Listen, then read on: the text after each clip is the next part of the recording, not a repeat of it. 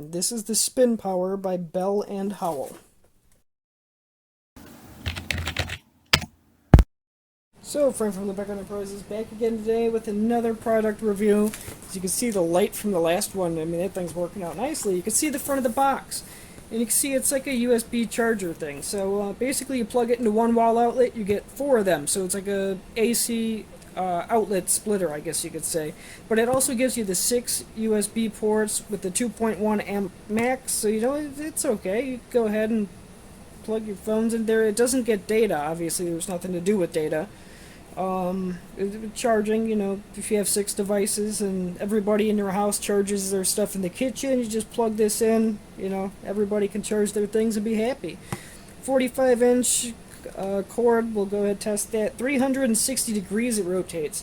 That might be an issue, and I'm going to get to that in a minute. So, I did open this before just to look at it, so tried to repackage it, kind of like how it was. So you would remove the top thing, have an instruction manual that I probably won't be reading, and then you just go like this and take the cardboard off of that, put the box on the side, and there's your product. So it's got an on-off button here, or reset and off it says, but it's, you know, on and off. You have the USB, or not the USB, the regular, the AC powers on the bottom and the USB power on top. And you have a phone holder, so it can hold 1 to at least 3 phones. It says it does like 10 devices at once, so I guess, well, it charges 10 at once, so I don't know about. You put your phone on top, plug it in, let it go. We'll go ahead and test that in a minute. So, supposedly, 45-inch cord.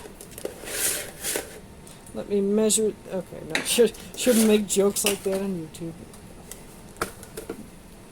Minded the gutter. But there you go. It's about 45 inches, the cord, so it's a pretty good length. You could still plug it into your wall and have it go up on the kitchen table or counter or something. Something I had not noticed before, because I didn't take the cord out like that, was, okay, you have to manually retract it. I thought it was like automatic, you know, pull it out and then you hit a button and it'll wind back up with the tension, but no. I mean, that's fine though. How often are you going to be doing that? You put it in a place and leave it there. This isn't made to be like a very super portable device. You're not going to take it with you in your car. Well, maybe I will. So let's go ahead and test this out. I'm going to go ahead. I shouldn't have just reeled all that in, but I'll plug it into the power strip over there. Test it with this studio light. Ooh, perfect. Because this here is the AC adapter and the USB. So we can test everything with this. Plug it in. Turn it on. Oh. Let me turn that back off. So as soon as I plug it in, will it... I'm just curious. It shouldn't go ahead and light up since that's in the off position. And there is a little blue light on here. So, as you can see, it does work. So the studio light works like that. Let's test the USB. Sure, let's go with that one, the max. And then, of course, the remote.